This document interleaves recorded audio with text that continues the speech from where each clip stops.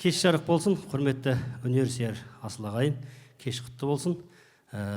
Қазақ өнер шарықтай берсін. Енді Жетісу өлкесі Жанғали ағамыз енді кіріспесінде де концерт барысында да айтып жатыр ғой. Жалпы қазақ елі әр өлкелік өнерге өзіндік иіріммен, өзіндік табиғатыменен жаңағы мектеп болып қалыптасқан болса, Жетісу өлкесі географиялық құрылымына қарай сол өзіндік бір әншілік, күйшілік, ақындық, жыршылық, орындаушылық мектеп болып кеңінен тарап барлық өлкелік мектептермен иық тірескені белгілі. Сол Жетісудың ішіндегі Жетісудың бір өлкесі Хан Тәңір баурайы, яғни Құлманаян Құлманбет атамыздың ақындық, жыршылық жыраулығымен басталған ол өлкеде Сәдіқожа Мошанұлы, Қапез сынды, Көтек Байшығанұлы, Шарғын сынды, тағы да басқа көптеген ұлылардың мекені, әншілік, күйшілік, орындаушылығы, табиғаты өзіне жеке дара сай. Ол мектеп әрине осы күнге дейін кеңінен таралып келе жатыр. Және ол мектептің орындаушылары ел ішінен жеткен көнегөз қарттардың орындауында жетті. Және бүгінде осы күнге дейін жеткізген белгісі жағы Дәнеш Рақышевтың да репертуарында біраз сол өлкенің әндері халыққа кеңінен таралды. Сарбидай ән осы Дәнеш ағамыздың орындауында кеңінен таралған ән болатын. Дәнеш ағамыздың төл шәкірті, алғашқы шәкірті қазақ еліндегі десек болатын Жақсылық Мырқаев ағамыз сол Сәдіқожаның Сарбидай әнін ең алғашқы кәсіби орындаушы ретінде халыққа таратты. Сарбидайды жеткізген Молдасан Шапиев ағамыз бен Құнпи Алпысбаев сынды тұлғалардың орындауында жетті. Ол мектептің бүгінгі орындаушы өкілдері халыққа танымал, ел білетін әншінің бірі ұстаз аға буын үлкен өкіл әнші Рамазан Стамғазиев ағамыз, және Тілеулес Құрманғалиев, Ардақ Балажанова сынды тағы басқа көптеген тұлғалар кеңінен таратып осы әншілік мектепті бүгінде орындап жүр. Енді келер кезекте сіздерге көп сөйлеп уақыттарыңызды алмай Сәдіқожа Мошанұлы атамыздың Сарбидай әнін тартып өтейін, қабыл алыңыздар.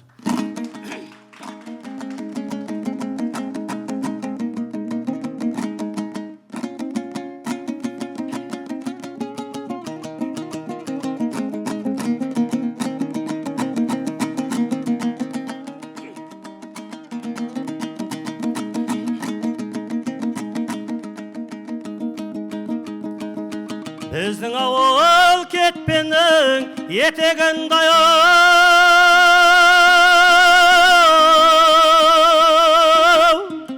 ерте шықсам аудың ау, жетемін бол Сарбидай, сағындым қалқа даусыңдай.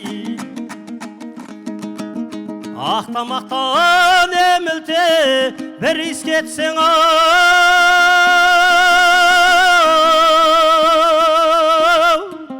айнал соқтап қасыңнан кетемін бол Сарбидай, сағындым қалқа даусыңдай. Есіктің алды талғайың, басыңда тұрмас жаздайым, қалқата ескі түскенде сағынып сонда Сарбидай әнін салғаным.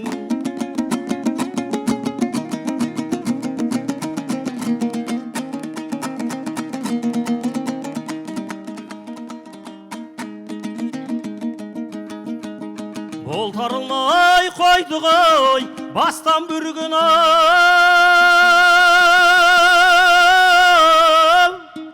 сенсіз жалғын секілдей өмір шіркін Сарбидай, сағындым қалқа даусыңдай.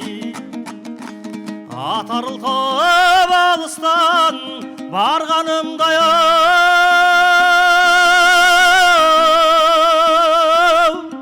Кермаралдай кердеп шықсаң шіркін Сарбидай, сағындым қалқа даусыңдау.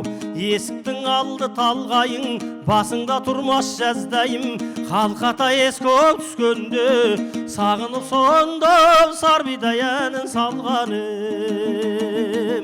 Есіктің алды қарағай, қалқаның мөрөдір жанарау, қалқата еске түскендей, от болып жүрек, шоқ болып жүрек жанадай. Қалқата еске түскендей, от болып жүрек, шоқ болып жүрек жанаудай. бәрекелді. Рахмет, Ерболат. Қапез Байғабылұлының «Үш мерке» деген әнін ұсынатын боламыз. Орындайтын Ерболат Шалдыбек. Қошемет жасап қойыңыздар.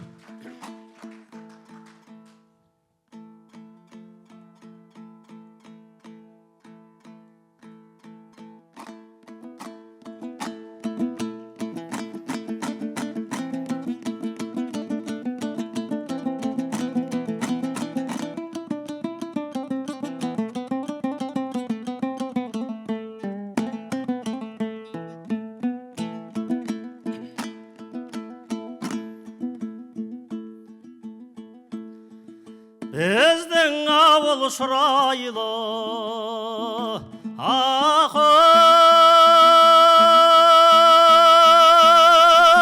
тоғыз бұлақ семірген, ей тұра алмайды, өгіз құлабай. Кейбір жаман тамшыға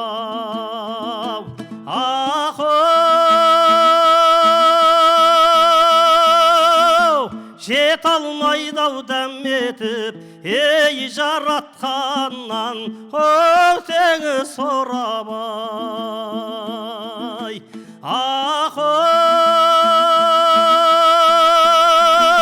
Орта меркі, шет меркі, меркі қарқара кегенменен өп жердің көркаяу.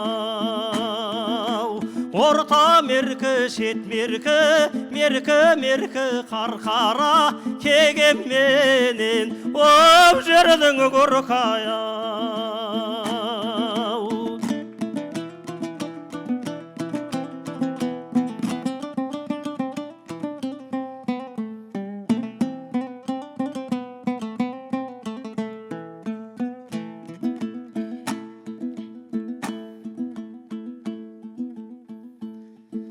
Білім алдым Истанбул,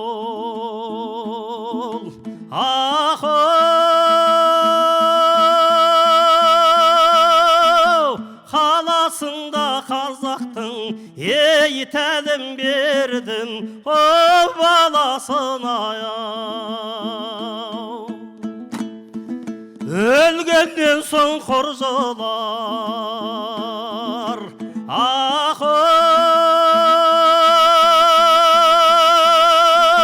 тірісінде кім жетер, ей азаматтың бағасын аяу.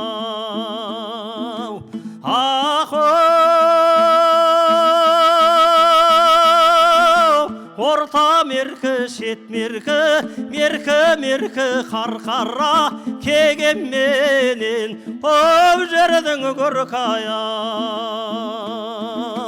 Орта меркі, шет меркі, меркі қарқара кегенменен өп жердің көркаяу. Әй бәрекелді. Армысыздар, ардақты ағайын, ағалар, әпке бауырлар. Омархан атамыздың 90 жылдығына арналған мына керемет күй кеші құтты болсын дегім келеді. Бала кезімізде шамамен 95-96 жылдар болу керек. Әкем Сағатбек Медеубекұлы Базаралы ағамен бірге Өптекейіп осы жетісу күйлерін жинап біраз саяхаттады, ел аралады. Сол кезде Алматыға үйге Ыбырайымхан ақсақал бар, Омархан Керімқұлов атамыз бар, ізін жалғаушы Сауқымбек ата бар, Базаралы ағаның өзі бар, барлығы біздің үйде қонақтаған. Сол кездерден бастап осы аталарымыздың күйіне құлақ түріп, аңыздарды естіп өстік. Атамызды мен өз көзіммен кішкентай кезімде көрдім, әлі есімде.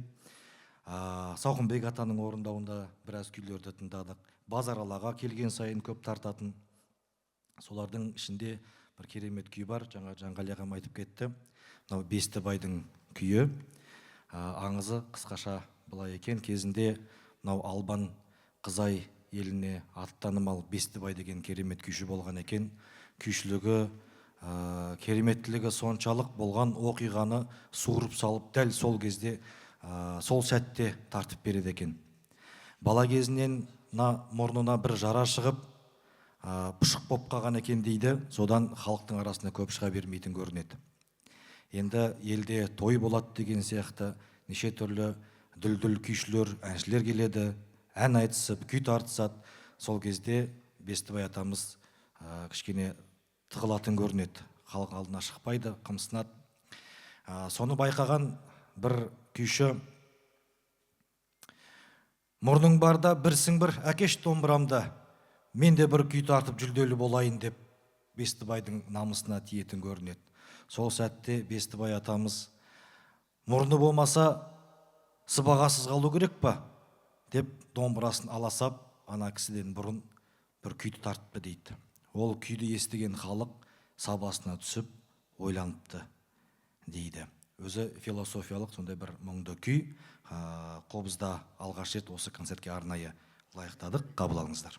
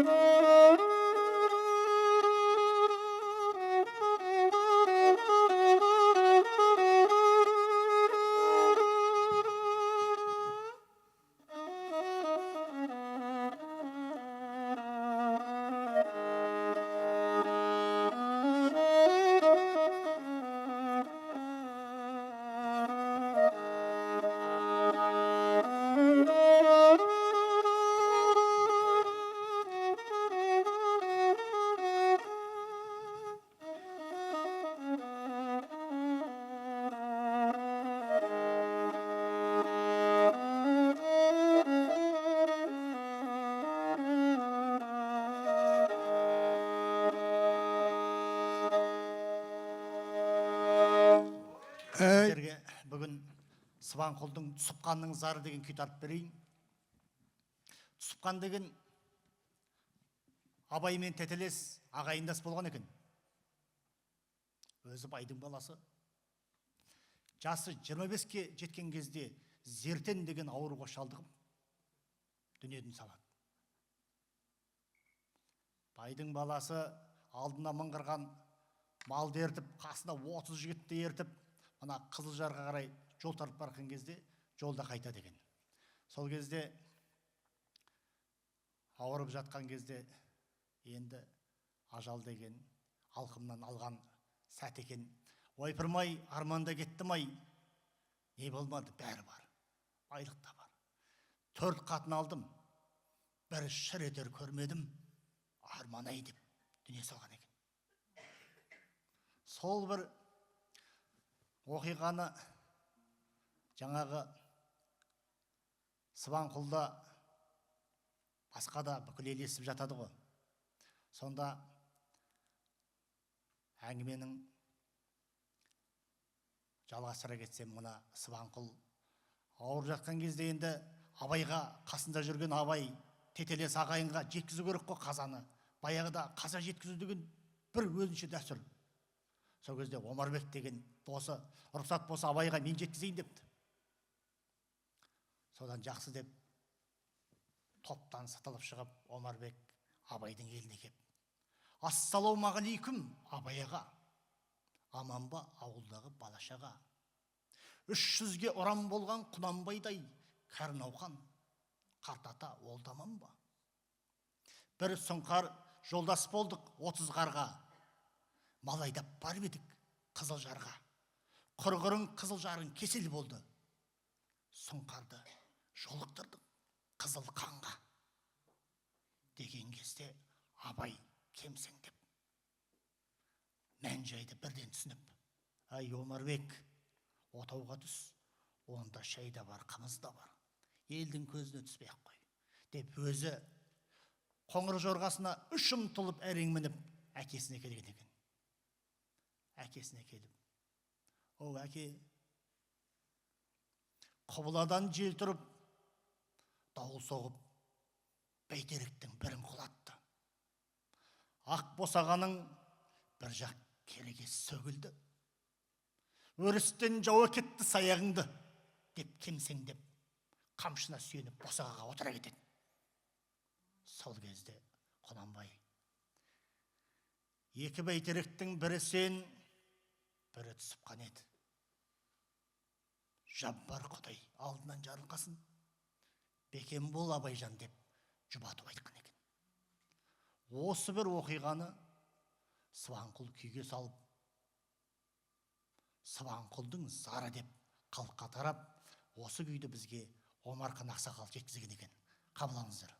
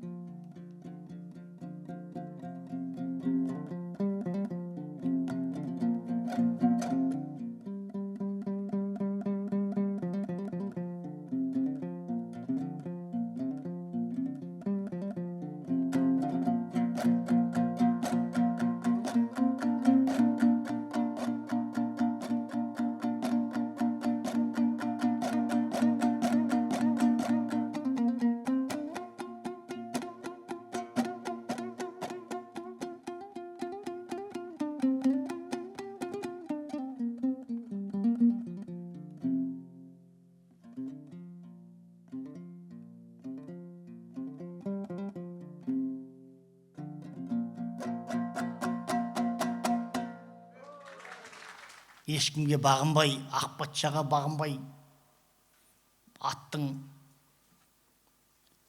кеудесін тіреп, ары қарай арғы бетке өтіп кетеді. Ақыр аяғы мына жақтан ақ патша, ар жақтан қалың Қытай жабылып, Қожекені бүкіл елдің алдында арқасына тастың шоқ көмірін басып өлтірген. Сонда дейді, дыбыс шығармаған ғой, міне батыр деген. Шырылдатып тас көмір басқан күй деген күй бар. Сонда дейді, шырылдап атқан кезде дыбыс шығармай, ойпырмай таң қалған ғой бүкіл, не деген батырлық деп. Арқасын шыжырлатып, ақыр аяғы жан тәсілім береді. Міне сол біздің Қожекен Азарұлының көптеген халық күйлері бар. Сонымен қатар енді мен сіздерге бір күй тартып берейін, Қожекеннің мұңлық зарлық деген. Мұңлық зарлық деген өздеріңіз білесіздер, мына ертегі ретінде, аңыз ретінде айтылып жатады. Баяғыда дейді, бір патша болыпты дейді. Сол өзінің артын жалғастыратын ұрпағы болмаған екен. Содан не керек? Тағы бір жаңағы әйел алады. Содан Құдай жарылқап, айы күні жетіп, 9 күн дегенде жаңағы жүкті әйелі босанады ғой. Патша, ей, баланың шырылын естіп қалсам, жүрегім шыдамай кетер деп кетіп қалған көрінеді. Сонда қасындағы күндестері жаңа жас келіншектің бауырындағы 2 баланы алып, орнына 2 иттің күшігін қояды да дарияға лақтырып жіберіпті баланы.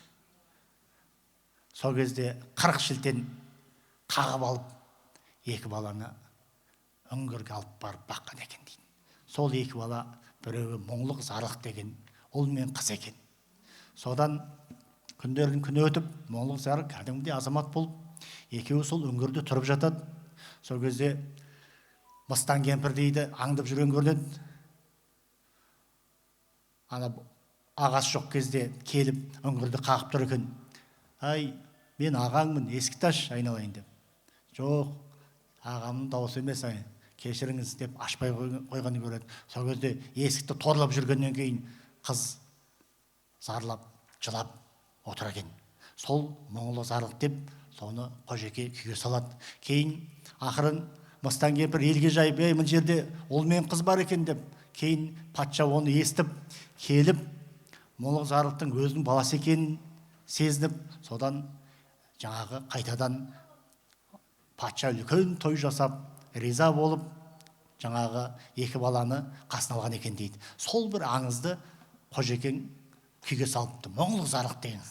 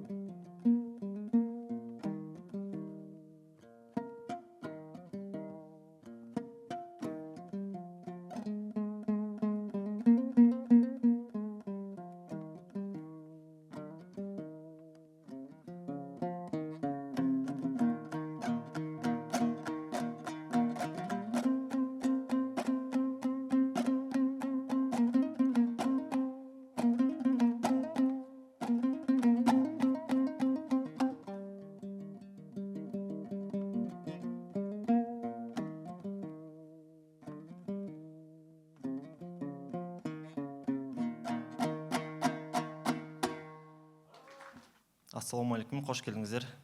Мына Бек мырзаның тәжісі жылқылы, аса бай кісі болған екен. Кермесінен тұлпар, қысы жазы сабасынан қымыз үзілмеген екен.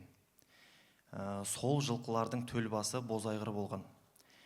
Тәжі өзі кең пейілді, жомарт, ауыл аймаққа медресе, мектеп салып берген адам болған. Күндердің бір күнінде осы тәжі Сыбанқұл күйшіні арнайы үйіне шақыртып, қонақ қылдырып, сый сияпатын көрсетіп, бірнеше күн бойы күйін тыңдаған екен. Бірде аң құс аулауға шыққанда осы Сыбанқұлға: «Сыбанқұл күйші, сенің атыңды күй шығарады, ал менің атымды не шығарады?» деп сұрақ қояды. Сонда Сыбанқұл: «Сенің атыңды мына жылқылардың төл басы бозайғыр шығарады» деп жауап берген екен. Шындығында да бозайғыр қаншама жылдар бойы мойнына құрық салдырмаған, мыңдаған құлыны болған екен. Сол бозайғырға арнап, бірақ қартайған шағында сол бозайғыр үйірінен айырылып, сай-саланы торуылдап азынайды екен. Соны көрген Сыбанқұл тәжінің алдында күй тартып береді. Бұл күйдің аты не деп сұраған кезде, бұл күй тәжінің бозайғыр депті. Олай болса қабыл алыңыздар, Омархан атамыздың жеткізу бойынша Сыбанқұл атамыздың күйі тәжінің бозайғыры.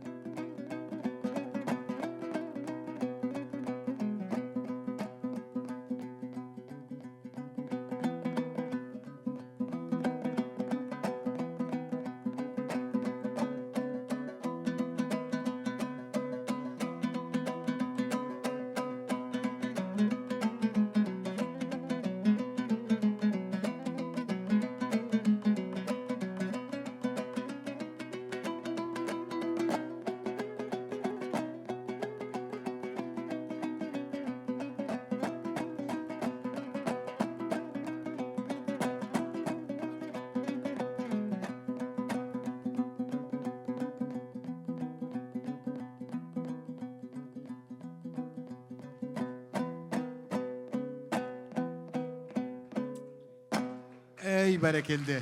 Келесі күй орындалатын Қожеке Назарұлының «Қоштасу» немесе «Қызайлармен қоштасу» деп аталады. Қожеке Назарұлының тағдыры өте қиын болған. 19 ғасырдың орта жартысында Ресей империясының отарлау барысында Қожеке Назарұлы өзімен бірге 25 үйді ертіп Алтай жаққа қарай қоныс аударады. Ол жақта көп тұрақтамай Тарбағатайға ауысады. Тарбағатайда Сайрамкөл деген жерге орналасады. Сол жақта Қызай елі Қожеке Назарұлыны үлкен құрметпен қарсы алып, сол жақта тұрақтандырады. Ол жерде 2 айдай болып, өлсемде өз еліме, жеріме барам деп жолға аттанады. Сол кезде Қызай еліне үлкен өзінің ризашылығымен алғысын білдіру мақсатында осы Қызайлармен қоштасу деген күйін шығарған екен. Қабыл алыңыздар.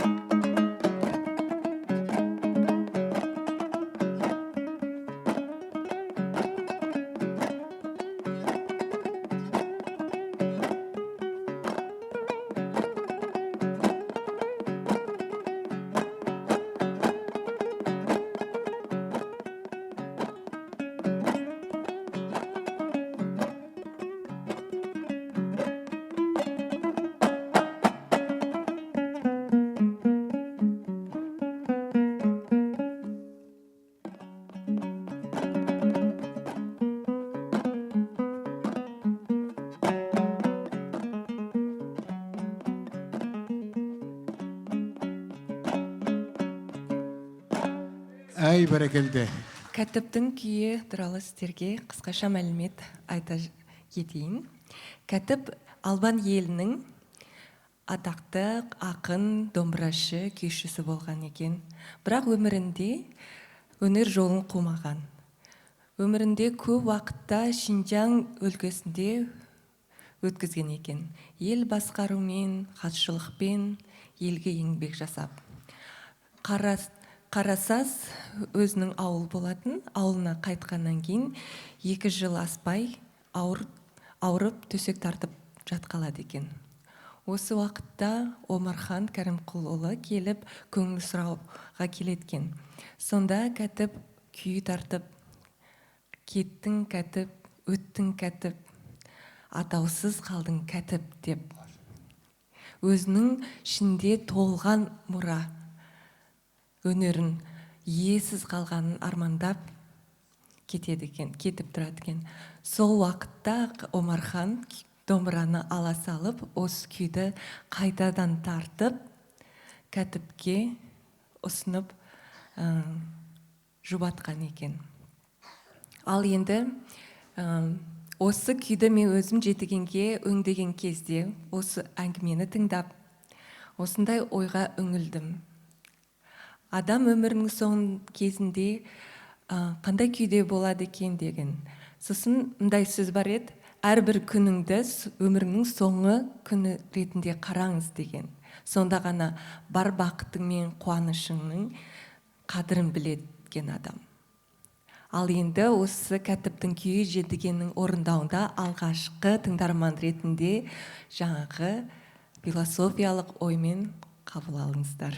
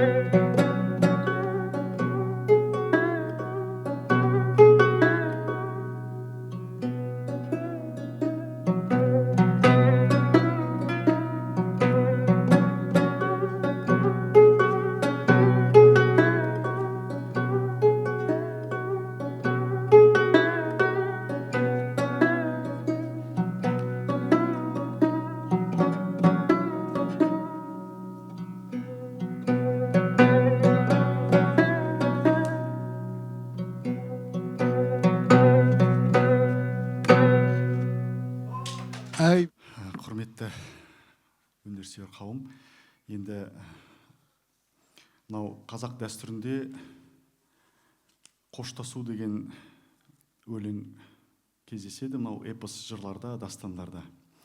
Енді осы дәстүрлі күйшілік өнерінде осы қоштасу деген күйлер сарыны баршалық енді. Сол Омархан Керімқұлов атамыздың осы елмен қоштасу деген күйін тартқалы отырмын. Сол 60-шы жылдардағы мынау әле қазақтары дейміз енді Қытай жеріне қоныс аударған кезде сол елімен қоштасқандағы бір енді жалпы қоштасу деген сол ел жұртын немесе туған туыстарын, сүйген жарын, анасын жалпы осы тұрғыда осы тектес күйлер толып жатыр. Баршалық мысалға Қожеке Назарұлында да, Шалтабай күйшілерде де осы қоштасу күйі репертуарларында бар. Сондықтан сіздерге осы Омархан атамыздың елмен қоштасу күйін тартып берейін. Шөмет жасап кішкене арқасын қоздырып дегендей.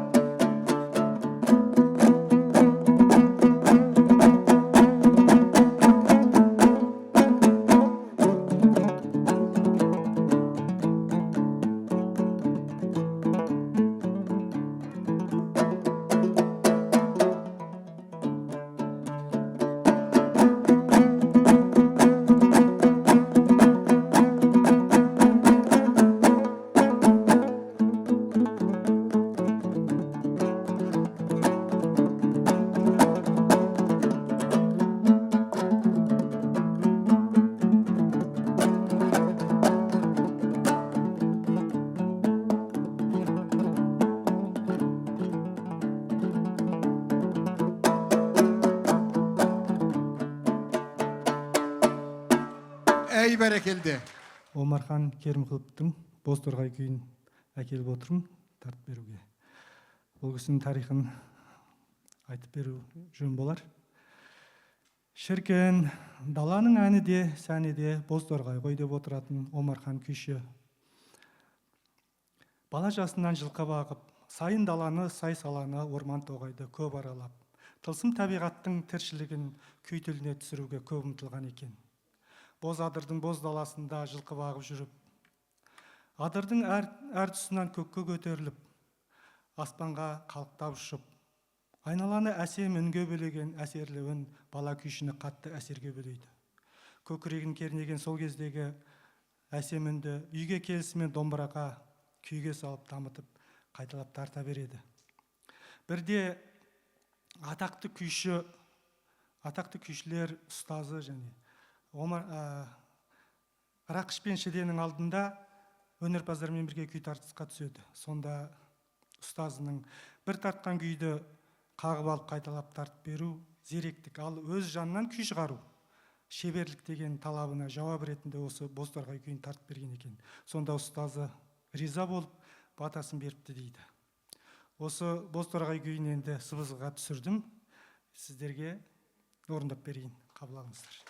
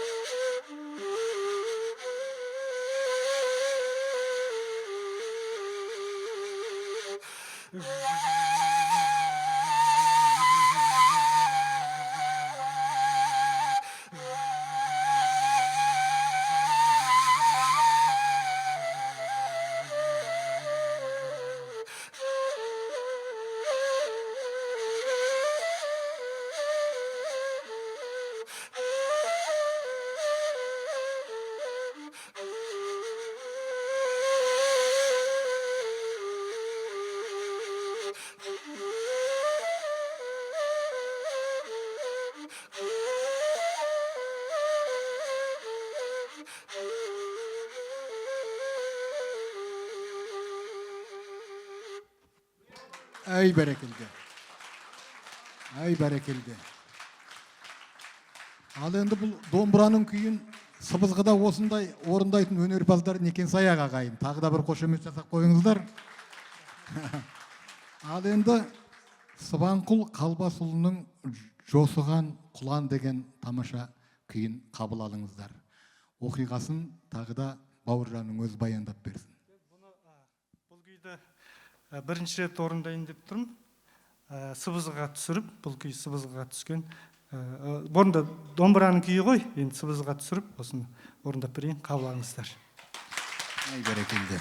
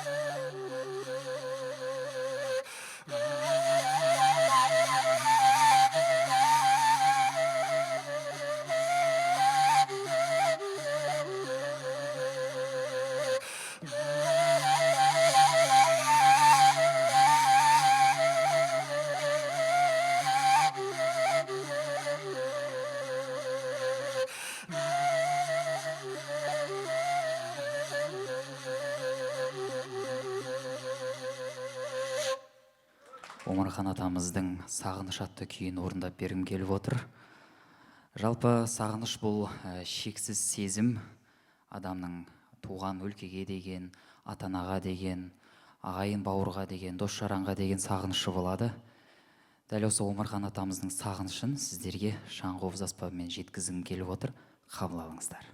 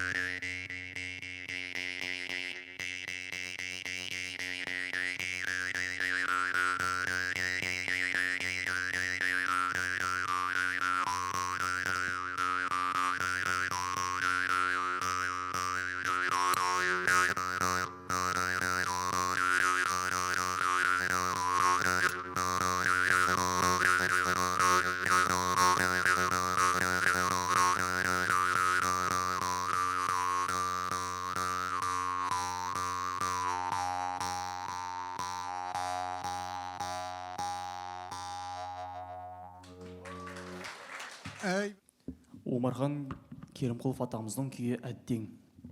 1964 жылы Жетісудың халық таланттарын Алматыға шақырып өнер ордасының өнер жарысына салады. Сондағы өнер қайраткерлері Жаркент өңірінің тумасы Дәмеш Рақышев, кегенді күйші, домбырашы Омархан атамыздың күйін жоғары бағалап, Астана қаласындағы өнер саласының қызмет етуге жолдама береді. Бірақ отбасы, тұрмыс тіршіліктің жағдайы мен бір жағынан үлкен жежесі қарсы болып, сол қалпында ауылда қалады. Сол кедергіге қатты налыған атамыз енді домбыра ұстамаймын деп өзіне іштей серт береді екен. Кейін 1965 жылы маусым айында Іле өзенінің Балқашқа бұрылған жағындағы Құлжар ұжымшарына келіп қоныстанып, сол жерде шопан таяғын қолын алып мал бағады екен. Сондағы өнер жолын қуа алмай кеткен жастық шағын, жігіттік жастық шағын еске алып шығарған күй екен. Қабыл алыңыздар.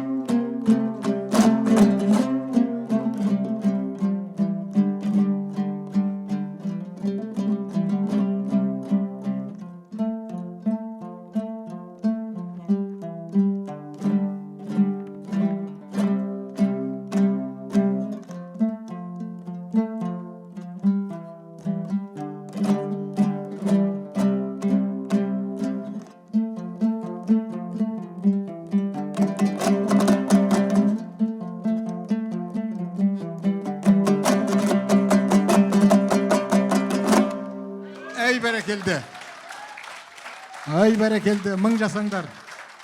Міне дәулескер күйшілер деген осындай болады.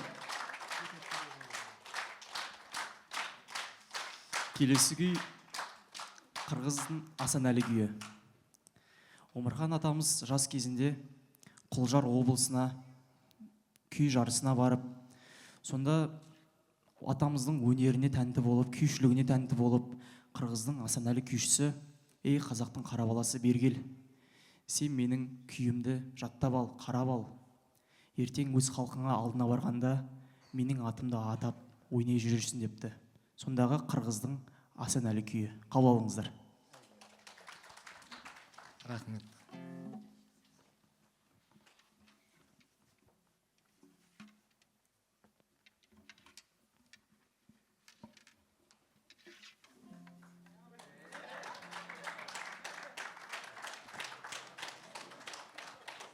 Ай, қошемет, мінекей. Қырғыз қазақ бір туған деген осы мінекей.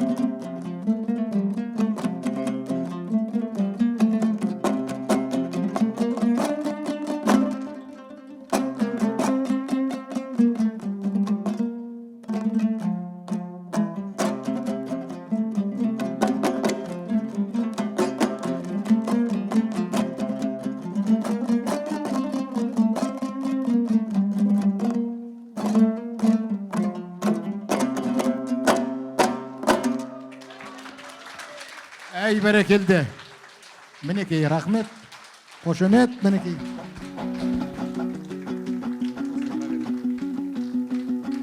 Қымбатты тыңдарман қауым, мінекей, бүгін бір керемет оқиға болды деп ойлаймыз.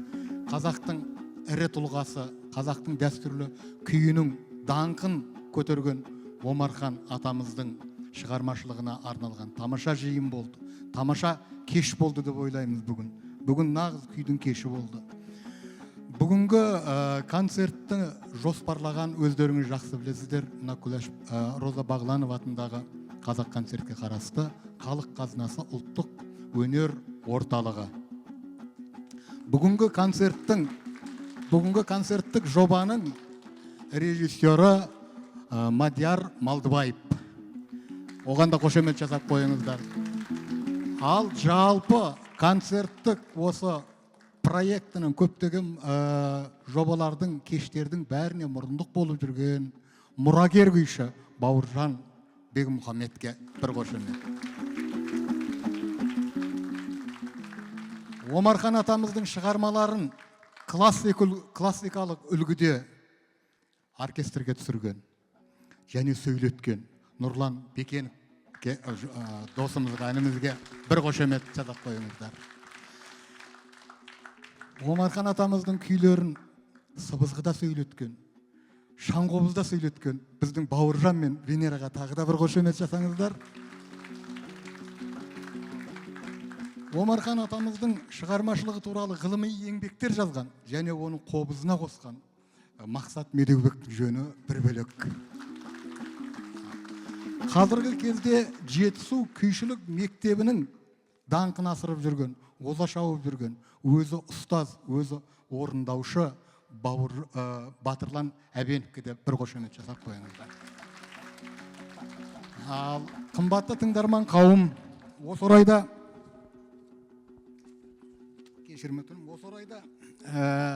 сахна төріне жақсы бір ағамызды шақыруға рұқсат етіңіздер. Белгілі түркітанушы, профессор, қоғам қайраткері Әділ Ахметов ағамыз осында екен. Қошеметпен сахна төріне шақырамыз. Әділ ағай қайдасыз?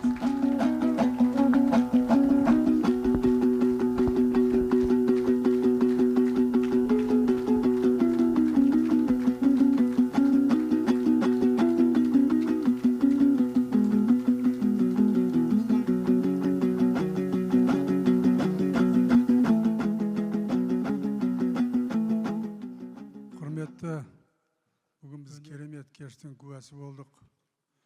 Ең алдымен осы кешті ұйымдастырып, осы кешті жүргізген Жанғали бауырымызға үлкен рахмет айтқым келеді. Өйткені біз телевизор көріп жүрген азаматтарымыз ғой бәріміз. Жалпы мынандай бір әңгіме құлағымызда бар ғой бәріміздің. Нағыз қазақ қазақ емес, нағыз қазақ домбыра. Сол сөздің нағыз дәлелін бүгін біз көріп отырмыз. Онан кейін осындай кешті жүргізудің бір өзі дәстүрі бар. Күйді сахнаға шыға салып тартпай, сол күйдің қалай шыққан тарихымен таныстыру, ол үлкен тәрбиелік мәні бар құндылық. Мінекей бүгін соған біз куә болдық. Ерболат бастап құлақтан кіріп ойналатын әннен басталған, енді мінекей домбыраның үнін естідік, қобыздың үнін естідік, жетігеннің үнін естідік, сыбызғының үнін естідік. Осының бәрі былай қарап отырсаңыз, жалпы өнерде былай ғой, кітаптар жазылады, проза, жырлар жазылады, поэзия. Бірақ тілмен жазылады ғой.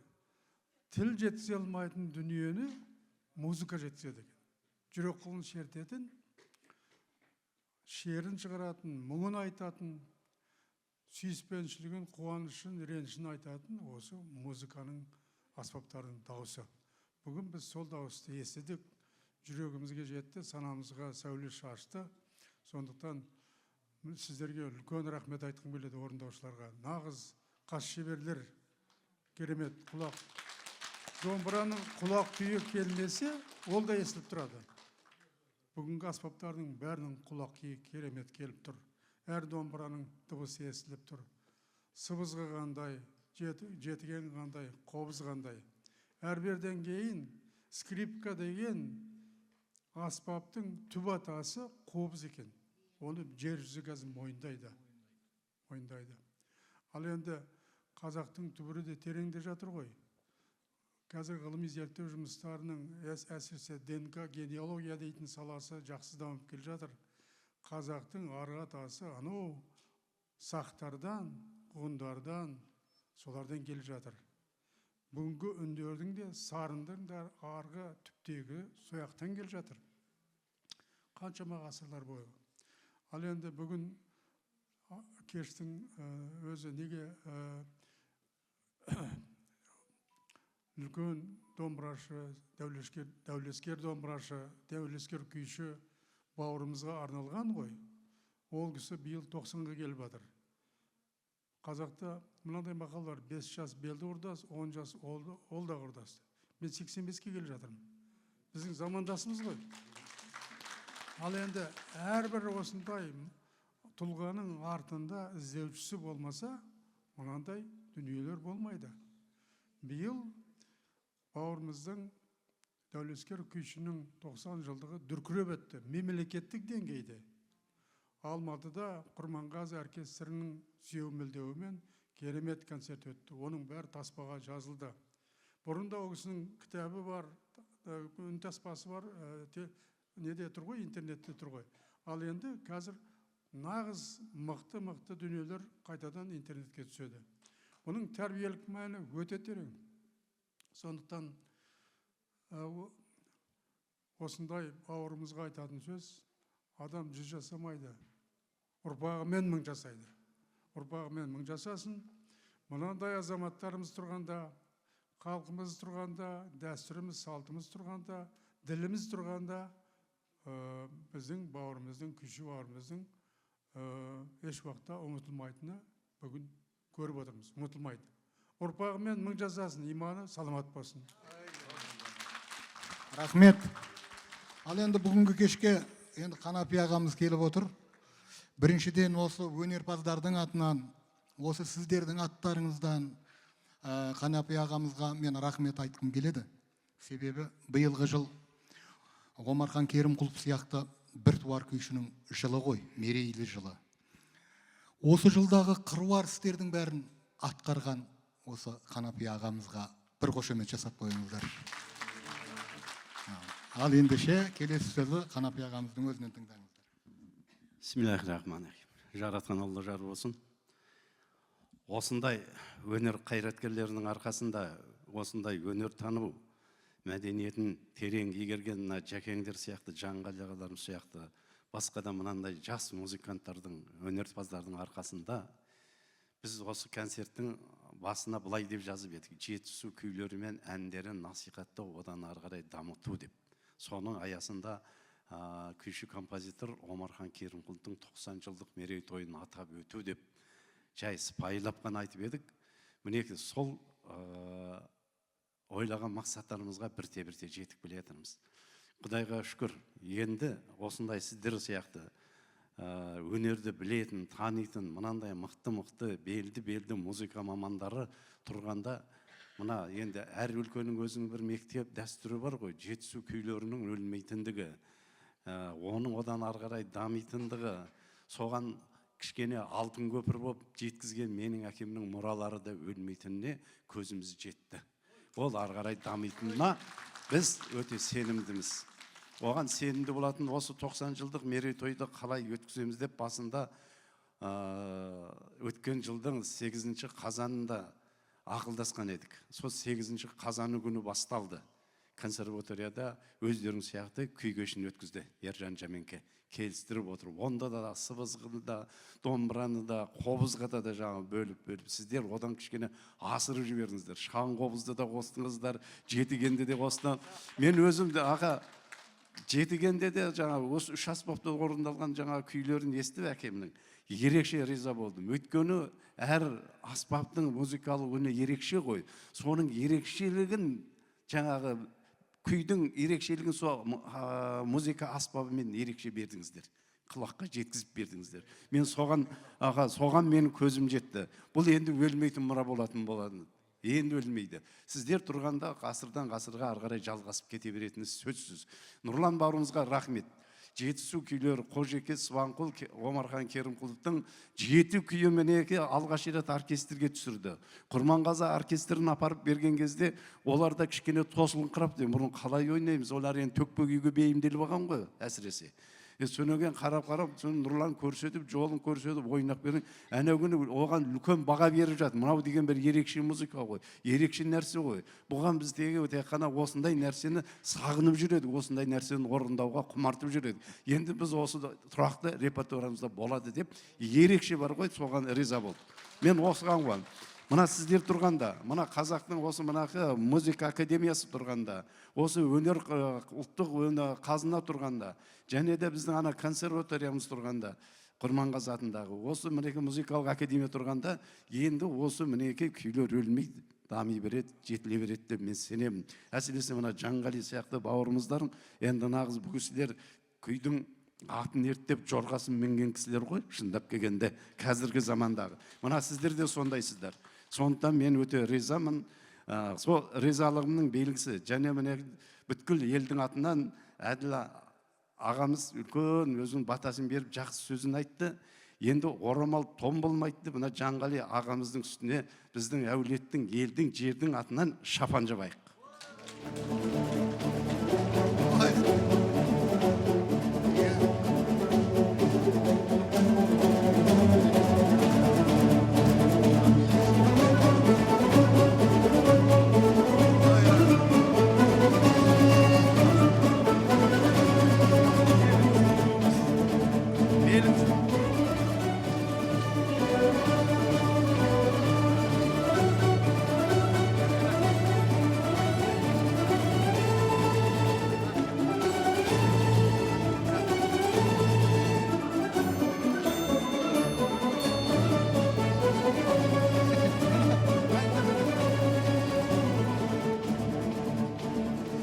Қымбатты тыңдарман қауым, мінекей Қанапи ағамызға да, мына Әділ ағамызға да, мына Бауыржан, бәріне де рахмет.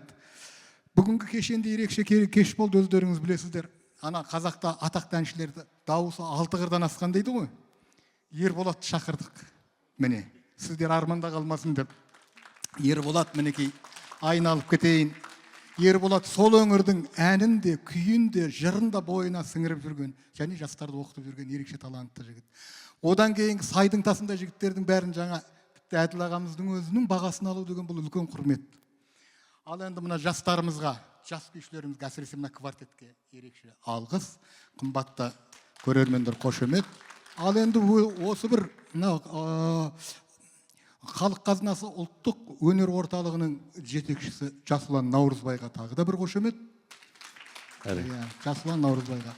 Ал енді осы концертті жүргізген пақырларыңыз Жанғали Жүзбайға да қол шапалақтап қойсаңыздар рұқсат. Тағы бер табан келсеңізші, Жаке. Тағы бір сый бар сізге. Осы жолы әкеміздің 90 жылдық мерейтойына шығарған мынандай үлкен кітап шығардық. Шамамен 600 бет. Көркем суретті бүткіл жаңағы осында 49 күйді осы жаңа Базаралы нотаға түсірген, Айбол Құдайбергенов түсірген, өшерде жаңағы мына Сағатбек бауырымыздың мақалалары басқа да, сонау Нұрлан Оразалиннен бастап, бұрынғы жаңа композитор Балнұр Қыдырбекқызының осы бәрінің мақалалары бұрыннан келе жатқан кезінде Бекболат Тілеуханның қолдауымен шыққан Омархан күйші Саумал Шетпенің шебері деген кітаптағы материалдар, одан кейін жинақталған неше түрлі материалдардың бәрі, ғылыми зерттеулердің бәрі осының ішінде. 49 күйдің нотасы бәрі осының ішінде. Осының бәрін шығардық. Осыны міне алдымен Әділ ағаға бір данасын сыйлайын. Мінекей.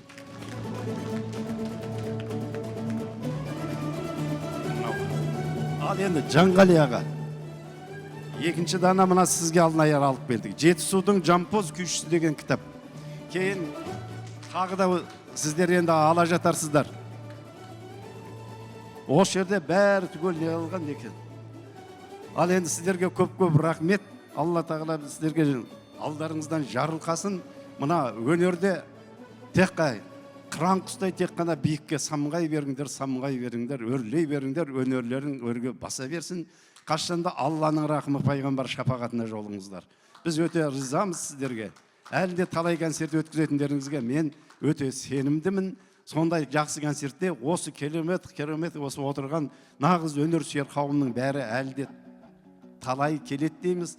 Алла бұйырса мына жерде Нұрлан Бекенов, осы жердегі Рахмадиев атындағы филармонияның қазақ оркестрінің дирижері ғой. Сөйердің өзі басқарады.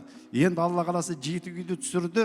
Осы алдағы уақыттарда жаңа өзінің қазақ оркестрінің орындауында тағы да осындай күйлердің кешін өткіземін деп отыр. Соны бірге тойлайық. Ал қымбатты тыңдарман қауым, тек қана жақсылықпен жолығайық. Ал жақсылығымыз көп болсын, ұзағынан болсын.